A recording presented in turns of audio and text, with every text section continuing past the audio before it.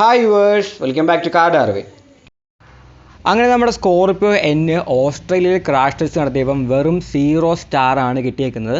അതായത് ഓസ്ട്രേലിയയുടെ ഗവൺമെൻറ് അണ്ടറിൽ വരുന്ന ANCAP ഈ ക്രാഷ് ടെസ്റ്റ് നടത്തിയത്. അപ്പോഴാണ് ഇതിന് 0 സ്റ്റാർ കിട്ടിയത്. അതായത് നമ്മുടെ ഇവിടെ ഗ്ലോബൽ NCAP ക്രാഷ് ടെസ്റ്റ് നടത്തി 5 സ്റ്റാർ കൊടുത്ത വണ്ടിയാണ് അവിടെ പോയപ്പോൾ 0 സ്റ്റാർ കിട്ടിയത്. അപ്പം ഇതിന് എന്താണ് കാരണം ചോദിക്കുകയാണെങ്കിൽ പലരും പറയാൻ പോകുന്നത് ഇതിനകത്ത് അഡാസ് ഫീച്ചേഴ്സ് ഇല്ലാത്തതുകൊണ്ടാണ് ഇതിന് 0 സ്റ്റാർ കിട്ടിയത്. കാരണം ഓസ്ട്രേലിയയിൽ 2023 മാർച്ച് 1 തൊട്ട് എല്ലാ വണ്ടിയിലും അഡാസ് ഫീച്ചേഴ്സ് നിർബന്ധമാക്കിയിട്ടുണ്ട്. നമ്മുടെ സ്കോർപിയോ നോക്കുകയാണെങ്കിൽ അതിന് മുമ്പേ തന്നെ മഹേന്ദ്ര അവിടെ രജിസ്റ്റർ ചെയ്തിട്ടുണ്ട്. വണ്ടി അങ്ങോട്ട് ഇമ്പോർട്ടിനേക്കാൾ മുമ്പ് തന്നെ ഇങ്ങനൊരു വണ്ടി അവിടെ രജിസ്റ്റർ ചെയ്തു, അഡാസ് ഫീച്ചേഴ്സ് ഒന്നും ഇല്ലാണ്ട് തന്നെ. അതുകൊണ്ടാണ് ഇതിന് 0 സ്റ്റാർ കിട്ടിയിരിക്കുന്നതാണ് എല്ലാവരും പറയാൻ പോകുന്നത്. ഒരു പരിധി വരെയും അതാണ് കാരണം. അഡാസ് ഫീച്ചേഴ്സ് ഇല്ലാത്തതുകൊണ്ട് തന്നെയാണ് ഈ വണ്ടിക്ക് 0 സ്റ്റാർ കിട്ടാൻ കാരണം. പക്ഷേ അത് മാത്രമല്ല കാരണം, വേറെയും ഒരുപാട് കാര്യങ്ങളിൽ, സേഫ്റ്റിയുടെ കാര്യങ്ങളിൽ ഈ വണ്ടി ശരിക്കും പിന്നിലാണ്. അതെല്ലാം കൂടെ കൂട്ടിയാണ് അവരിതിന് 0 സ്റ്റാർ കൊടുത്തത്. അതെന്തുവാണെന്നാണ് നമ്മൾ ഈ വീഡിയോയിൽ എക്സ്പ്ലെയിൻ ചെയ്യാൻ പോകുന്നത്. അതുകൊണ്ട് തന്നെ ഈ വീഡിയോ ഫുള്ള് കണ്ടാൽ മാത്രമേ നിങ്ങൾക്ക് കാര്യം എന്താണെന്ന് പിടികിട്ടത്തുള്ളൂ.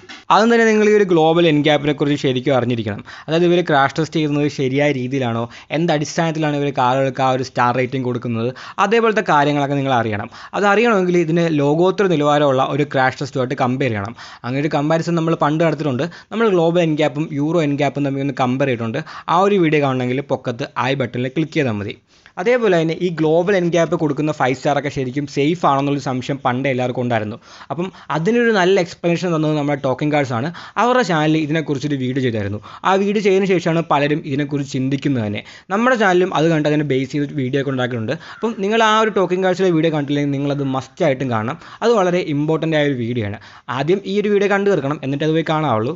ഗ്ലോബൽ NCAPനെ കുറിച്ച് അറിയാനും അവരുടെ ടെസ്റ്റിലുള്ള അശാസ്ത്രങ്ങളെക്കുറിച്ച് അറിയാനും നിങ്ങളെ ആ ഒരു വീഡിയോ സഹായിക്കുന്നതായിരിക്കും. എന്തായാലും നമുക്ക് ഗ്ലോബൽ NCAPനെ കുറിച്ച് ചെറിയൊരു ഇൻട്രൊഡക്ഷൻ നോക്കാം.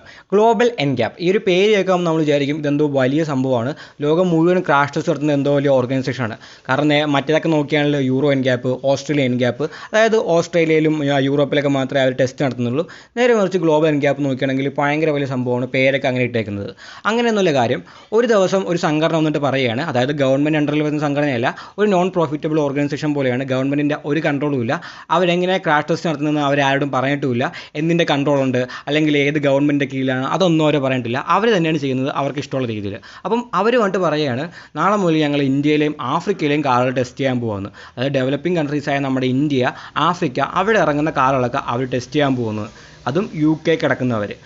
അങ്ങനെയൊക്കെയാണ് അവർ ആ ഒരു സംഭവം തുടങ്ങിയത്. ഈ ക്രാഷ് ടെസ്റ്റിങ്ങിന് മുമ്പോട്ട് പോകുമ്പോഴത്തേക്ക് നമുക്ക് പല വിചിത്രമായ കാര്യങ്ങളും കാണാൻ കഴിയും. കാരണം അവർ ആദ്യമേ പറഞ്ഞായിരുന്നു ഇവർ ഷോറൂമിൽ പോയും സീക്രട്ടായിട്ട് ഷോറൂമിൽ പോയിട്ട് ഏതെങ്കിലും വണ്ടിയുടെ ബേസ് മോഡൽ മേടിക്കും, അതാണ് ക്രാഷ് ടെസ്റ്റ് ചെയ്യുന്നത്. കാരണം ബേസ് മോഡൽ സേഫ് ആണെങ്കിൽ പിന്നെ മേലോട്ടുള്ള എല്ലാ വണ്ടികളും സേഫ് ആയിരിക്കും.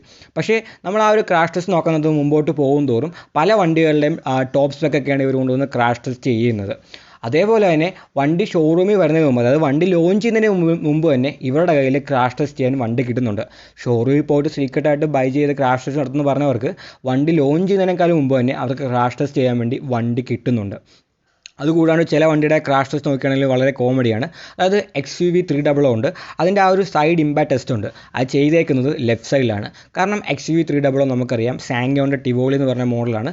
അത് നമുക്ക് ഇന്ത്യക്കാർക്ക് വേണ്ടി മഹേന്ദ്ര കൊണ്ടുവന്നതാണ്. അപ്പം ആ ഒരു വണ്ടി ലെഫ്റ്റ് ഹാൻഡ് ഡ്രൈവ് ആണ്. അതുകൊണ്ട് തന്നെ സേഫ്റ്റി കൂടുതൽ ലെഫ്റ്റ് സൈഡിലായിരിക്കും. അപ്പോൾ ആ ഒരു 5 സ്റ്റാർ കിട്ടാൻ വേണ്ടി അതിൻ്റെ ആ ഒരു ലെഫ്റ്റ് സൈഡിലാണ് ആ ഒരു സൈഡ് ഇമ്പാക്റ്റ് ക്രാഷ് ടെസ്റ്റ് നടത്തിയേക്കുന്നത്. പിന്നെ അതേപോലെ ടാറ്റ പഞ്ച് ഉണ്ട്. ടാറ്റ പഞ്ച് ക്രാഷ് ടെസ്റ്റ് ചെയ്യുന്നത് ആ ഒരു ഡമ്മിയുടെ തല പോയിട്ട് B പില്ലറിൽ ഇടിക്കുന്നുണ്ട്, എന്നിട്ടും അതിന് 5 സ്റ്റാർ കിട്ടുന്നുണ്ട്. പിന്നെ SUV 700 ഉണ്ട്. ആ വണ്ടി സൈഡ് ഇമ്പാക്ട് ടെസ്റ്റ് ചെയ്യുന്ന ഒരു സമയത്ത് അത് റോൾ ഓവർ ചെയ്യുന്നുണ്ട്. അതിനും 5 സ്റ്റാർ കൊടുത്തിട്ടുണ്ട്. അതായത് ഇവർ ക്രാഷ് ടെസ്റ്റ് ചെയ്യാൻ നോക്കുകയാണെങ്കിൽ ചില കമ്പനികളുടെ വണ്ടികൾ മാത്രം 5 സ്റ്റാറും 4 സ്റ്റാറും കിട്ടാൻ വേണ്ടി മാത്രം ക്രാഷ് ടെസ്റ്റ് ചെയ്യുന്ന പോലെയാണ് ഇവരങ്ങോട്ട് ചെയ്തു വെച്ചേക്കുന്നത്. അതായത് 5 സ്റ്റാർ കിട്ടാൻ വേണ്ടി ചില ബ്രാൻഡുകൾക്ക് 5 സ്റ്റാർ കിട്ടാൻ വേണ്ടി മാത്രം നടത്തുന്ന ഒരു ക്രാഷ് ടെസ്റ്റ് പോലെയാണ് നമുക്കിത് കാണാൻ തോന്നുന്നത്. ഇതൊക്കെ ഡീറ്റെയിൽ ആയിട്ട് ടോക്കിംഗ് കാർഡ്സിൻ്റെ ആ ഒരു വീഡിയോയിൽ പറയുന്നുണ്ട്. അത് നിങ്ങൾ മസ്റ്റായിട്ട് കാണേണ്ട. പക്ഷേ പണ്ട് നമ്മൾ ഈ ഒരു സേഫ്റ്റിയുടെ കാര്യം പറയുമ്പോൾ ആളുകൾക്ക് പറയാനുള്ളത് റോഡിൽ നടക്കുന്ന ആക്സിഡൻറ്റുകൾ നോക്കി ടാറ്റയുടെയും മഹേന്ദ്രയും കാർ ഓടിക്കുന്നവർക്ക് ഒന്നും പറ്റുന്നില്ലെന്നൊക്കെയാണ്. പക്ഷേ പലരും അത് അനാലിസ് ചെയ്യുന്ന എങ്ങനെ നോക്കുകയാണെങ്കിൽ വണ്ടിക്ക് എന്തെങ്കിലും പറ്റുമെന്ന് നോക്കിയാണ്. വണ്ടി പൊളിഞ്ഞിട്ടുണ്ടെങ്കിൽ അതിന് സേഫ്റ്റി ഇല്ല, വണ്ടിക്കൊന്നും പറ്റിയില്ലെങ്കിൽ അത് സേഫായ കാറാണ്. അല്ലാണ്ട് ആളുകൾക്ക് എന്തെങ്കിലും പറ്റിയെന്ന് പലരും ഇപ്പോഴും നോക്കുന്നില്ല. പിന്നെ സുസുക്കിയുടെ കാറുകളൊന്നും അത്രയ്ക്ക് സേഫ് ആണെന്ന് പറയുന്നില്ല. അത് ഇതിനേക്കാളും സേഫ്റ്റിയുടെ കാര്യത്തിൽ പിന്നിലാണെന്ന് നമുക്ക് ആ ഒരു ആക്സിഡൻറ്റ് കാണുമ്പം മനസ്സിലാവുന്നതാണ്. പക്ഷേ ഈ ഒരു സേഫ്റ്റി എന്ന് പറഞ്ഞ കാര്യം ഇന്ത്യക്കാരുടെ തലയിലേക്ക് കയറ്റി കൊടുത്തൊരു ബ്രാൻഡ് ടാറ്റയാണ്. അവരവരുടെ വണ്ടികൾ അഡ്വർട്ടൈസ് ചെയ്യാൻ വേണ്ടി ഈ ഒരു സേഫ്റ്റി എന്ന് പറയുന്ന സാധനം യൂസ് ചെയ്തു. ആ ഒരു നെക്സോണൊക്കെ ഇറങ്ങുന്ന സമയത്ത് ഇന്ത്യയിലെ തന്നെ സേഫസ്റ്റ് കാറെന്ന് പറഞ്ഞ് അവരതിനെ അഡ്വർട്ടൈസ് ചെയ്തു. പിന്നെ അങ്ങോട്ട് നോക്കിയാണെങ്കിൽ ടാറ്റയുടെ എല്ലാ വണ്ടികളും മഹേന്ദ്ര വണ്ടികളും അവർ ആ ഒരു സേഫ്റ്റി വെച്ച് നല്ലപോലെ തന്നെ അഡ്വർട്ടൈസ് ചെയ്ത് ആ ഒരു മാർക്കറ്റിംഗ് സ്ട്രാറ്റജി ആയിട്ട് അതിനെ മാറ്റിയിട്ടുണ്ട്. അതായത് ഈ ഒരു നെക്സോണൊക്കെ വരുന്നതിന് മുമ്പ് ഇന്ത്യയിൽ സേഫായ വണ്ടികൾ ഒരുപാടെണ്ണം ഉണ്ടായിരുന്നു. ഇപ്പോൾ നമ്മൾ ജർമ്മൻ കാർസ് നോക്കുകയാണെങ്കിൽ നമ്മുടെ Volkswagen, Mercedes, BMW, Audi ഇവരൊക്കെ നോക്കുകയാണെങ്കിൽ ഇവർ പണ്ട് മുതൽ തന്നെ സേഫായ കാറുകൾ ഉണ്ടായിക്കൊണ്ടിരിക്കുന്നത്. സേഫ്റ്റിയിൽ ഒരുപാട് ടെക്നോളജികൾ കൊണ്ടുവന്നതിന് ഇതേപോലെ ജർമ്മൻ കാർസ് നമ്മുടെ വോൾവോയൊക്കെയാണ്. ഇവർ ഒരുപാട് റിസർച്ചിൻ്റെ ഭാഗമായിട്ടാണ് ഇവരുടെ കാറുകളൊക്കെ ഇത്രയും അധികം സേഫ് ആക്കിയത്. പണ്ട് മുതൽ തന്നെ ഇതൊക്കെ ശരിക്കും സേഫാണ്. ഇന്ത്യയിൽ കിട്ടുന്ന ഫോക്സ് വാഗൻ്റെ വണ്ടികളും അതേപോലെ മെഴ്സറസും BMW എല്ലാം സേഫ് തന്നെയാണ്. അവരൊരിക്കലും ഇത് അഡ്വർട്ടൈസ് ചെയ്യാറില്ല. കാരണം അത് വളരെ മാൻഡറ്ററി ആയ ഒരു കാര്യമാണ്. കാറ് ഉണ്ടാക്കുന്ന ആളുകൾക്ക് സുരക്ഷിതമായിട്ട് യാത്ര ചെയ്യാൻ വേണ്ടിയാണ്. അപ്പോൾ സേഫ്റ്റി എന്ന് പറയുന്നത് വളരെ ഇമ്പോർട്ടൻ്റ് ആയ കാര്യമാണ്. അതിങ്ങനെ വിളിച്ച് പറയേണ്ട കാര്യമൊന്നുമില്ല. അവരുടെ കാർ സേഫ് ആണെന്ന് അവർക്കും അറിയാം, അത് വാങ്ങുന്നവർക്കും അറിയാം. ഇനി നമ്മൾ റോഡിലുണ്ടാക്കുന്ന ആക്സിഡൻറ്റ് വെച്ച് കമ്പയർ ചെയ്യണമെങ്കിലും മെഴ്സറസും BMW ഔഡിയും ഫോക്സ് വാഗനൊക്കെ ആക്സിഡൻ്റ് ആണെന്ന് നോക്കിയാൽ മതി. ആ ഡ്രൈവർക്കൊന്നും ഒരു പോറൽ പോലും ഉണ്ടായിട്ടില്ല. അത് ഈ ടാറ്റയും മഹീന്ദ്രയൊക്കെ ഇടിക്കുന്ന പോലെ ചെറിയ ആക്സിഡൻ്റ് ഒന്നുമില്ല. നല്ല ഹൈ സ്പീഡിൽ നല്ല ആക്സിഡൻ്റ് ആയിട്ടും ഒരു കുഴപ്പമില്ലാണ്ട് എല്ലാവർക്കും രക്ഷപ്പെടാൻ പറ്റിയിട്ടുണ്ട്. ഇപ്പോൾ വോൾവോ ഒക്കെ നോക്കുകയാണെങ്കിൽ 100ന് മേലെ പോയി ക്രാഷ് ചെയ്തിട്ടും ആളുകൾക്കൊന്നും ഒരു കുഴപ്പമില്ലാണ്ട് അവർ പുറത്ത് കൊണ്ടുണ്ട്. അപ്പം അവരൊന്നും ഈ സേഫ്റ്റി പറഞ്ഞ് അഡ്വർട്ടൈസ് ചെയ്യാറില്ല. കാരണം അവരുടെ കാറുകൾ സേഫാണ്. സേഫ്റ്റി എന്ന് പറയുന്നത് മാൻഡറ്ററി ആയിട്ടുള്ള കാര്യമാണ്. അത് കാറിൽ വേണ്ടതാണ്. അതിങ്ങനെ ആളുകളെ പറഞ്ഞ് കേൾപ്പിച്ച് കാറ് മേടിപ്പിക്കേണ്ട ഒരു ഗതികേട് അവർക്ക് ഉണ്ടായിട്ടില്ല. അപ്പോൾ സ്കോർപ്പിയോയുടെ ആ ഒരു 0 സ്റ്റാറിനെ കുറിച്ച് പറയാൻ വന്നിട്ട് ഇത്രയും പറയേണ്ട കാര്യമുണ്ടെന്ന് പലരും ചോദിക്കും. ഉണ്ട്. കാരണം നമ്മുടെ മലയാളത്തിലെ വീഡിയോ ചെയ്യുന്നത് ചില കാര്യങ്ങളൊക്കെ ഉണ്ട്. അതായത് KTMൻ്റെ ബൈക്കുകൾ, ലാൻഡ് ക്രൂസർ, സുപ്ര, അതേപോലെ ടാറ്റയുടെ മഹേന്ദ്രയുടെ സേഫ്റ്റി, ഇതിനെയൊന്നും കുറിച്ച് ആരും ഒരു കുറ്റവും പറയില്ല. എന്തെങ്കിലും കുറ്റം പറയുകയാണെങ്കിൽ കമൻറ്റിൽ പൊങ്കാലായിരിക്കും. സോ ഇതിന് മുന്നേ ആ ഒരു ഗ്ലോബൽ എൻഗ്യാപ്പ് സേഫാണെന്നുള്ളതിനെക്കുറിച്ച് വീഡിയോ ചെയ്തപ്പോഴും കമൻറ്റിൽ പൊങ്കാലായിരുന്നു. പക്ഷേ ഇപ്പം അതിനൊരു വ്യക്തമായ ഒരു പ്രൂഫും കിട്ടി, അതിന് വ്യക്തമായ ഒരു റീസണും കിട്ടി. അതുകൊണ്ടാണ് ഈ വീഡിയോയിലും ഇത്രയൊക്കെ പറഞ്ഞത്. അപ്പം നമുക്ക് ഈ ഒരു സ്കോർപ്പിയൻ്റെ ആ ഒരു 0 സ്റ്റാറിലേക്ക് വരാം. ശരിക്കുള്ള കാരണം നോക്കുകയാണെങ്കിൽ മെയിൻ റീസൺ അഡാസ് ഇല്ലാത്തത് തന്നെയാണ്. കാരണം അഡാസ് അവിടെ നിർബന്ധമാണ്. ഒരു ആക്സിഡൻറ്റ് ഉണ്ടാകുന്നതിനേക്കാൾ ഇമ്പോർട്ടൻ്റ് ആണ് ആ ആക്സിഡൻറ്റ് ഉണ്ടാക്കാതെ തടയുന്നത്. അതുകൊണ്ട് തന്നെ ഡെവലപ്ഡ് കൺട്രീസിലുള്ള എല്ലാ കാലം അഡാസ് ഫീച്ചേഴ്സ് നിർബന്ധമാക്കിയിട്ടുണ്ട്. സേഫ്റ്റി എന്ന് പറയുമ്പം അത് വളരെ ഇമ്പോർട്ടൻ്റ് ആയ കാര്യമാണ്. ഇനി 0 സ്റ്റാർ കിട്ടിയുള്ള മെയിൻ റീസൺസ് നോക്കാം. ഈ ഒരു ഓസ്ട്രേലിയൻ ക്രാഷ് ടെസ്റ്റിന് നമ്മുടെ സ്കോർപ്പിയോയ്ക്ക് ശരിക്കും മാർക്ക് പോയേക്കുന്നത് ആ ഒരു അഡൽട്ട് ഒക്യുപ്പൻറ്റ് പ്രൊട്ടക്ഷനിലും അതേപോലെ തന്നെ വൾണറബിൾ റോഡ് യൂസേഴ്സ് പ്രൊട്ടക്ഷനിലും അതേപോലെ തന്നെ അഡാസിലുമാണ് ശരിക്കും മാർക്ക് കുറഞ്ഞേക്കുന്നത്. നല്ലപോലെ തന്നെ മാർക്ക് കുറവാണ്. അഡൽട്ട് ഒക്യുപ്പൻറ്റ് പ്രൊട്ടക്ഷനിൽ ടോട്ടൽ മാർക്ക് വരുന്നത് 40 അതിൽ സ്കോർപ്പിയോയ്ക്ക് കിട്ടിയേക്കുന്നത് 40-ൽ വെറും 17.67 മാർക്ക് മാത്രമാണ്. ഇനി വൾണറബിൾ റോഡ് യൂസേഴ്സ് നോക്കുകയാണെങ്കിൽ അതിന് ടോട്ടൽ മാർക്ക് വരുന്നത് 63-ലാണ്.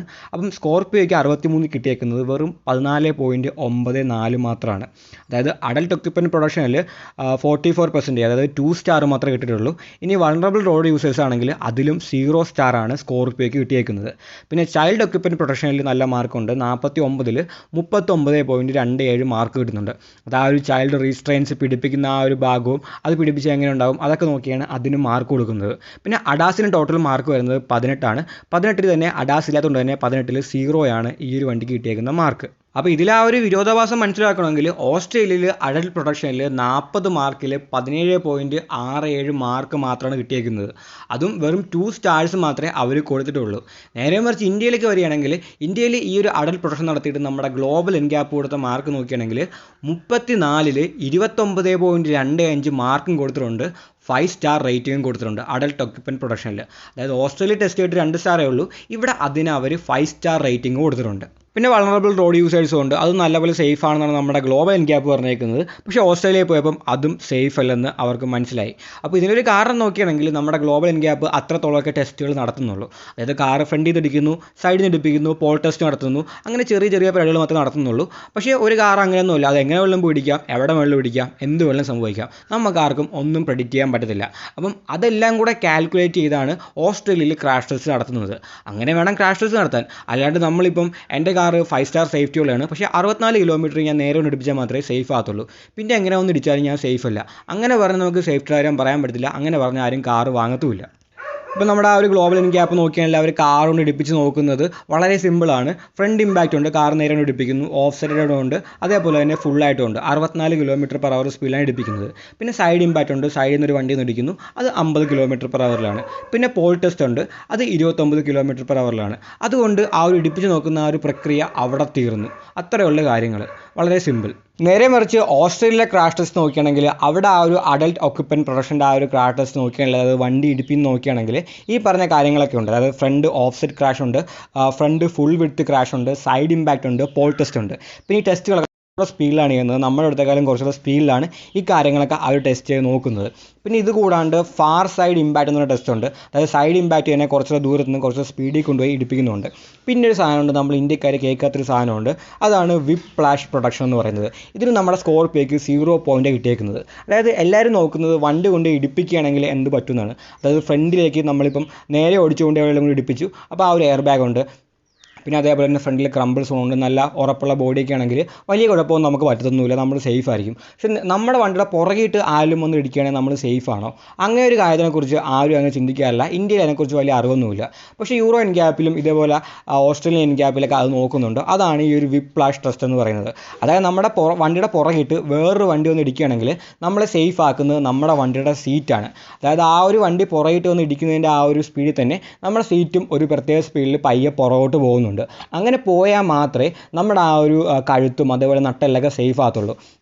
അത് നിസ്സാരമായിട്ട് തോന്നുമെങ്കിലും നമുക്ക് ആ ഒരു വളരെ അപകടം ഉണ്ടാക്കുന്ന ആ ഒരു കാര്യമാണ് അങ്ങനെ ബാക്കിലേക്ക് പോകുന്നത്. ആ സീറ്റ് അങ്ങനെ ബാക്കിലേക്ക് പോയില്ലെങ്കിൽ നമ്മുടെ പെഡൽ ഒടിയാനുള്ള ചാൻസ് ഉണ്ട്. ഒടിയാണെങ്കിൽ ഉറപ്പായിട്ടും ആൾ മരിച്ചു പോകും. അതേപോലെ നട്ടെല്ലിനൊക്കെ ഗുരുതരമായി പരിക്കേക്കാനുള്ള ചാൻസ് ഉണ്ട്. അപ്പം അതൊക്കെ അവർ ടെസ്റ്റ് ചെയ്യുന്നുണ്ട്. ഫ്രണ്ടിൽ ഇപ്പോൾ ഇടിക്കുന്ന മാത്രമല്ല, പുറകിൽ ആരെങ്കിലും ഒന്ന് ഇടിക്കുകയാണെങ്കിൽ എന്ത് പറ്റുമെന്ന് കൂടെ അവർ നോക്കുന്നുണ്ട്. പിന്നെ ഇതല്ലാണ്ട് റെസ്ക്യൂ ആൻഡ് എക്സ്ട്രാക്ഷൻ എന്ന് പറഞ്ഞൊരു കാറ്റഗറി ഉണ്ട്. അതായത് വണ്ടിക്ക് ആക്സിഡൻറ്റ് പറ്റിയിട്ട് ഇപ്പോൾ ഫയർഫോഴ്സോ അതേപോലെ റെസ്ക്യൂ ചെയ്യുന്ന ആൾക്കാരൊക്കെ വരികയാണെങ്കിൽ നമ്മളെ വണ്ടിയിൽ നിന്ന് എളുപ്പം പുറത്തെടുക്കാൻ പറ്റുമെന്ന് കൂടെ അവിടെ നോക്കുന്നുണ്ട്. അങ്ങനെ പറ്റിയാലേ ആശുപത്രി കൊണ്ടുപോയി ആളെ സേവ് ചെയ്യാൻ പറ്റുള്ളൂ. അപ്പം അതൊക്കെ നോക്കിയിട്ടാണ് ഇതിന് മാർക്ക് കൊടുക്കുന്നത്. അപ്പം ഈ കാര്യത്തിൽ നമ്മുടെ സ്കോർപിയോൻ ശരിക്കും പിന്നിലാണ്. അത് നിങ്ങൾക്ക് ആ ഒരു സ്കോർ നോക്കിയാണെങ്കിൽ മനസ്സിലാകും. അതായത് ഫുൾ വിഡ്ത്ത് ഇമ്പാക്റ്റിലും ഫാർ സൈഡ് ഇമ്പാക്റ്റിലൊക്കെ വെറും 0 മാർക്ക് മാത്രമാണ് നമ്മുടെ സ്കോർപിയോയ്ക്ക് കിട്ടിയേക്കുന്നത്. ഇതാ ഒരു അഡൽട്ട് പ്രൊട്ടക്ഷൻ എന്ന് പറഞ്ഞ ആ ഒരു കാറ്റഗറിയിൽ ചെറിയൊരു ടെസ്റ്റ് മാത്രമാണ്. ഇനി ഇത് കഴിഞ്ഞിട്ട് ചൈൽഡ് ഓക്യുപ്പൻറ്റ് പ്രൊട്ടക്ഷൻ ഉണ്ട്, വൾണറബിൾ റോഡ് യൂസേഴ്സ് ഉണ്ട്, സേഫ്റ്റി അസിസ്റ്റ് ഉണ്ട്. അങ്ങനെ 3 ഘട്ടങ്ങളിലൂടെ കിടക്കുന്നു. അപ്പം ഈ ഒരു ആദ്യത്തെ ഒരു ഘട്ടത്തിൽ തന്നെ ഇത്രയും ടെസ്റ്റുകളാണ് അവർ ചെയ്യുന്നത്. പിന്നെ ആ ഒരു വൾണറബിൾ റോഡ് യൂസേഴ്സ് 63 മാർക്കിൽ 14.94 മാർക്ക് കിട്ടി. അതായത് 23% വെറും 0 സ്റ്റാറാണ് കിട്ടിയേക്കുന്നത്. പിന്നെ ആ ഒരു സേഫ്റ്റി അസിസ്റ്റ് അഡാസ് ഇല്ലാത്തതുകൊണ്ട് തന്നെ 18 കിട്ടി. 18 മാർക്കും കൊടുത്തില്ല, 0 മാർക്കാണ് കൊടുത്തേക്കുന്നത്. അപ്പം എല്ലാവരും കിടന്ന് പറയുന്നത് അഡാസ് ഇല്ലാത്തതുകൊണ്ടാണ് ഈ വണ്ടിക്ക് 0 സ്റ്റാർ കിട്ടിയത്, അഡാസ് ഉണ്ടായിരുന്നെങ്കിൽ ഇതെന്തോ മലമറിച്ചായെന്നൊക്കെ പലരും പറയുന്നുണ്ട്. എങ്കിൽ നമുക്കൊന്ന് ഗസ് ചെയ്യാം. അതായത് സപ്പോസ് അഡാസ് ഫീച്ചേഴ്സ് ഈ ഒരു വണ്ടിയിൽ ഉണ്ടായിരുന്നു, അഡാസ് ഫീച്ചേഴ്സ് ഉള്ള സ്കോർപിയോ ആണ് അവരവിടെ ടെസ്റ്റ് ചെയ്ത്. അങ്ങനെ ആയിരുന്നെങ്കിൽ ഈ വണ്ടിക്ക് എന്തോരം മാർക്ക് കിട്ടുമെന്ന് നമുക്കൊന്ന് ഗസ് ചെയ്ത് നോക്കാം. അപ്പം നമുക്ക് ആ ഒരു അഡാസിൻ്റെ മാർക്ക് അങ്ങോട്ട് കൊടുത്തേക്കാം. അതായത് 18 ഫുൾ മാർക്കും അങ്ങോട്ട് കൊടുത്തേക്കാം. ഇപ്പം നമ്മുടെ 5 സീരീസ് ഉണ്ട്, BMW 5 സീരീസ് ഇതിന് മുന്നേ ക്രാഷ് ടെസ്റ്റ് ചെയ്തായിരുന്നു. അതിന് 18 കിട്ടിയത് വെറും 14 മാർക്കാണ്. 14 മാർക്കേ BMW കിട്ടുള്ളൂ. പക്ഷെ നമ്മുടെ ഇന്ത്യയുടെ വണ്ടിയാണ്, സ്കോർപിയോ ആണ്, അതുകൊണ്ട് നമുക്ക് അതിന് 18 മാർക്കും കൊടുത്തേക്കാം. അപ്പം ആ ഒരു 18 മാർക്കും കൊടുത്തിട്ട് ബാക്കിയുള്ള മാർക്കില്ല അങ്ങോട്ട് ടോട്ടൽ ചെയ്യുന്നിടത്ത് ഏകദേശം 89.88 മാർക്കാണ് നമ്മുടെ സ്കോർപിയോയ്ക്ക് ഈ ടെസ്റ്റിൽ ഫുള്ള് കിട്ടാൻ പോകുന്നത്. അഡാസും കൂടെ ഉണ്ടെങ്കിൽ അഡാസിന് ഫുൾ മാർക്ക് കിട്ടുകയാണെങ്കിൽ 89.88 മാർക്കാണ് സ്കോർപിയോയുടെ ഫുൾ മാർക്ക്. അതായത് ടോട്ടൽ മാർക്ക് നോക്കുകയാണെങ്കിൽ 170 ആണ്. 170ൽ 89.88 മാർക്ക്. അതായത് നമ്മുടെ ജിംനി, നമ്മൾ ഇന്ത്യയിൽ പട്ടിക്കൂടാണ് എണ്ണപ്പാട്ട എന്നൊക്കെ ജിംനി എന്ന് പറഞ്ഞ വണ്ടിയുണ്ട്. അതിൻ്റെ യൂറോപ്യൻ വേർഷനാണ്, ഇന്ത്യൻ വേർഷൻ അല്ല. അതും 3 ഡോർ വേർഷൻ, ചെറിയ വണ്ടി. യൂറോപ്യൻ വേർഷൻ നമ്മുടെ ഓസ്ട്രേലിയയിൽ വിൽക്കുന്നുണ്ട്. അതിന് ഓസ്ട്രേലിയ ക്രാഷ് ടെസ്റ്റ് കൊടുത്തത് 3 സ്റ്റാറാണ്.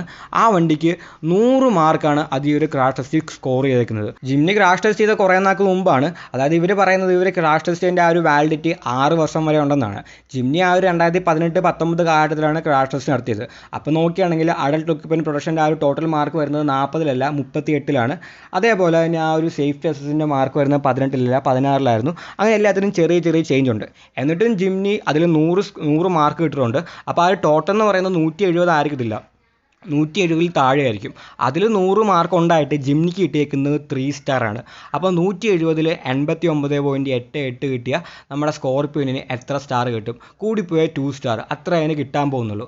അതിൽ ഈ ഒരു അഡാസ് ഫീച്ചേഴ്സ് ഇല്ല. അതിന് ആ ടോട്ടൽ മാർക്ക് 18 മാർക്കും നമ്മളങ്ങോട്ട് കണക്ക് ആ ഒരു കറക്റ്റ് ആകാൻ വേണ്ടി ചുമ്മാ കൊടുത്തതാണ്. ഇതിന് ആ ഒരു അഡാസും കൂടെ ഉണ്ടായിരുന്നെങ്കിൽ എന്തോരം മാർക്ക് കിട്ടുമെന്ന് അറിയാൻ വേണ്ടി ആ ഒരു 18 എന്ന് പറഞ്ഞ ആ മാർക്ക് നമ്മളങ്ങോട്ട് കൊടുത്തതാണ്. അതായത് അഡാസിൻ്റെ ഫുൾ മാർക്കും കൊടുത്തിട്ടുണ്ട്. BMW 5 സീരീസിന് 14.74 കിട്ടിയിട്ടുള്ളൂ. ആ ടൈമിലാണ് നമ്മൾ സ്കോർപിയോയ്ക്ക് 18 അങ്ങോട്ട് കൊടുത്തത്. അതായത് അഡാസും കൂടെ ഉണ്ടെങ്കിൽ അത് എന്തോരം സേഫ് ആണെന്ന് അറിയാണ്ട്. അപ്പം 2 സ്റ്റാറൊക്കെ അതിന് സേഫ്റ്റി കിട്ടത്തുള്ളൂ. അതായത് ഇന്ത്യയിൽ ഗ്ലോബൽ എൻഗ്യാപ്പ് ക്രാഷ് ടെസ്റ്റ് നടത്തിയിട്ട് 5 സ്റ്റാർ സേഫ്റ്റി റേറ്റിംഗ് ഉണ്ടെന്ന് പറഞ്ഞ വണ്ടിക്ക് ശരിക്കും ശാസ്ത്രീയമായിട്ട് ക്രാഷ് ടെസ്റ്റ് ചെയ്യുമ്പോൾ കിട്ടുന്നത് വെറും 2 സ്റ്റാർ മാത്രമാണ്. അപ്പോൾ ഇതിനു മുമ്പ് ടാറ്റയ്ക്കും മഹേന്ദ്രയ്ക്കോ 4 സ്റ്റാറും 5 സ്റ്റാറൊക്കെ വാരി കൊടുത്തായിരുന്നു. അതൊക്കെ ശരിക്കും സേഫ് ആണോ? അതൊക്കെ ശരിക്കും ഒരു ക്രാഷ് ടെസ്റ്റ് ചെയ്യുന്നത് എന്തോരം സേഫ് ആയിരിക്കും എന്ന് ദൈവത്തിന് മാത്രമേ അറിയാവുള്ളൂ. ഈ ഒരു വീഡിയോ ഇഷ്ടപ്പെട്ടെങ്കിൽ ലൈക്ക് ചെയ്യുക, നിങ്ങളുടെ അഭിപ്രായങ്ങൾ കമൻറ്റുകളായി രേഖപ്പെടുത്തുക. ഇനി ഇതേപോലത്തെ വീഡിയോകൾ കാണാനായി ദയവായി ചാനൽ സബ്സ്ക്രൈബ് ചെയ്യുക, ആ ബെല്ലൈക്കൻ കൂടി എനേബിൾ ചെയ്യുക. പുതിയൊരു വീഡിയോയുമായി ഉടനെ കാണാം.